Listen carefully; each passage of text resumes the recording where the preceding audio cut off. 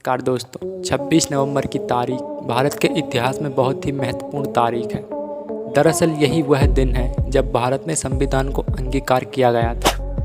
26 नवंबर 1949 को संविधान सभा ने इसे अपनी स्वीकृति प्रदान की थी। इसी वजह से इस दिन को प्रतिवर्ष संविधान दिवस के रूप में मनाया जाता है। इस तारीख के साथ साथ एक बहुत ही दुखद घटना भी जुड़ी हुई है। दरअसल 26 नवंबर 2008 को आतंकवादियों ने मुंबई में देश को दहला देने वाले एक आतंकी हमले को अंजाम दिया था। यह एक ऐसा दिन था, चारों तरफ दहशत और मौत दिखाई दे रही थी। यह मंजर इतना भयंकर था जिसे कोई भी भारतीय नहीं भूल सकता। यह आतंकवादी हमला लगातार 3 दिन तक चलता रहा, जिसमें 166 लोग मारे गए थे और 600 से ज़्यादा अधिक घायल हुए थे। इस दौरान 9 हमलावर आतंकवादियों को मार गिराया गया और एक आतंकी आपको मुंबई पुलिस ने जिंदा पकड़ लिया था, जिसे बाद में फांसी दे दी गई थी। आइए जानते हैं कि 26 नवंबर सन 2008 की पूरी कहानी को। 26 नवंबर 2008 को देश की आर्थिक राजधानी मुंबई के आतंकी हमले की घटना को 14 साल पूरे हो चुके हैं, परंतु भारत के इतिहास में यह वह दिन है जिसे कोई भी भारतीय कभी नहीं भूल सकता। आज जब लोग इसे याद करते हैं तो लोगों का दिल दहल उठता है। आतंकवादियों ने इस हमले को कैसे अंजाम दिया था, आइए जानते हैं। आतंकवादी समुद्री रास्ते से मुंबई में हुए थे दाखिल। मुंबई में 26 नवंबर सन 2008 को हुए आतंकवादी हमले की जांच में पता चला कि जैश-ए-मोहम्मद के हस आतंकी कराची से नाव के रास्ते से मुंबई में दाखिल हुए हैं। उस नाव पर 4 भारतीय सवार थे, जिन्हें मुंबई तट तक पहुंचते पहुंचते मौत के घाट उतार दिया गया था। रात के लगभग 8 बजे यह सभी आतंकवादी कोलाब के पास कप परेड के मछली बाजार पर उतरकर वह 4 ग्रुपों में बंट गए और टैक्सी लेकर अपनी अपनी मंजिल की तरफ रवाना हो गए थे। मछुआरों को आतंकवादियों को इस आपाधापी को देखकर शक हुआ, जिस पर उन्होंने स्थानीय पुलिस को इस बात की जानकारी दी, लेकिन पुलिस ने उनकी बात पर ध्यान नहीं दिया और ना ही इसी जानकारी को उच्च अधिकारियों तक पहुंचाया गया। 26 नवंबर 2008 की शाम सब कुछ सामान्य था। रोज की तरह लोग अपने काम में लगे हुए थे। मरीन ड्राइव पर दूर दूर से आए हुए लोग ठंडी हवा का आनंद ले रहे थे। तभी अचानक रात के लगभग 9:30 बजे मुंबई के छत्रपति शिवाजी टर्मिनल पर गोलीबारी की खबर मिली। मुंबई ने इस ऐतिहासिक रेलवे स्टेशन के मेन हॉल में 2 आतंकी अजमल कसाब और इस्माइल खान ने अंधाधुंध फायरिंग शुरू कर दी। यहाँ सीसीटीवी कैमरे में इन दोनों की इमेज कैद हुई और दोनों के हाथ में AK-47 राइफलें थी और लगभग 15 मिनट तक ही उन्होंने 52 लोगों को मौत के घाट उतार दिया था और 109 को जख्मी कर दिया। शिवाजी टर्मिनल हमले के 10 मिनट बाद ही आतंकवादियों के एक ग्रुप ने Nariman house business and residential complex को अपना निशाना बनाया और हमला कर दिया। यहाँ पर आतंकवादियों ने लोगों को बहुत ही नज़दीकी से गोली मारी थी।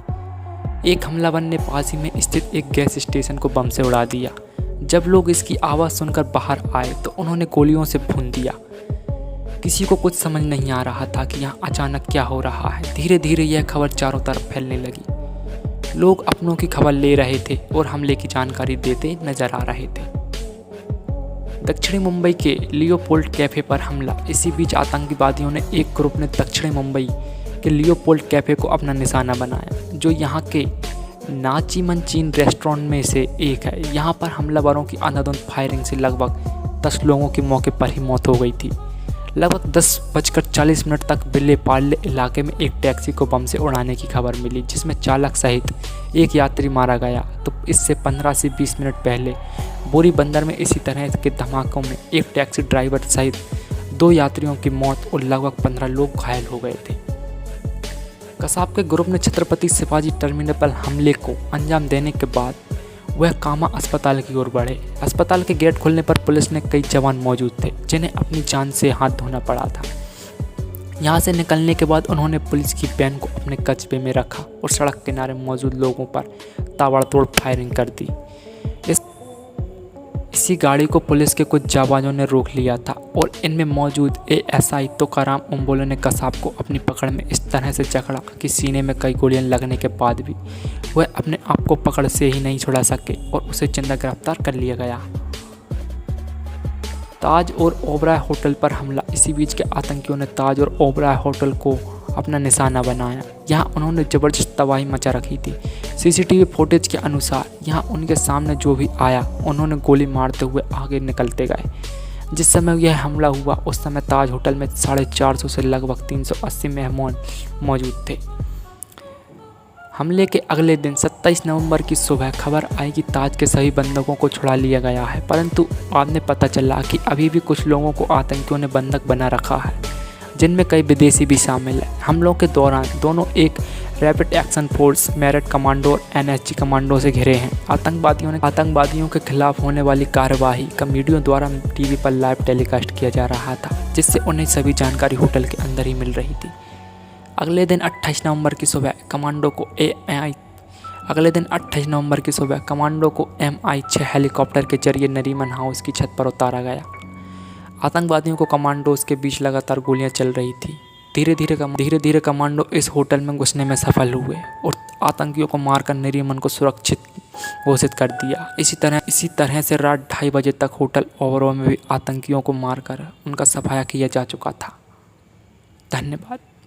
Thank you for watching this video.